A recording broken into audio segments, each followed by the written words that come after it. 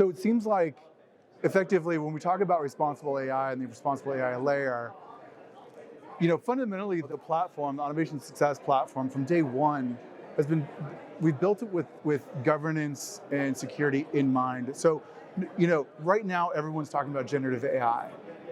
Next year it could be something else. But whatever it is, foundationally, the sort of ethos of the platform of our company, of the solution, is around this idea of governance, security, so that no matter what technology comes next, you've built these good habits, you have these controls in place, right? So that you're protected and you can automate with confidence. Well, I mean, governance is one of the things that really sets us apart as a technology vendor.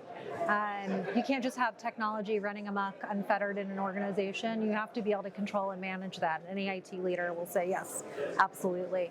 And so we have definitely built that into our platform. Before generative AI came aboard, we've had a lot of these capabilities already, and we've just expanded it.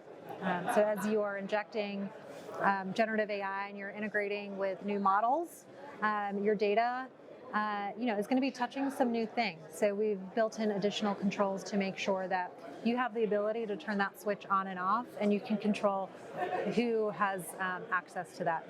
Everything from who is allowed to create prompts, because prompts are data, right? They can give away IP or information. You want to be able to manage that, to what data goes into foundational models or can be pulled out of it. So all of that is just incredibly important to be able to manage and monitor as an enterprise.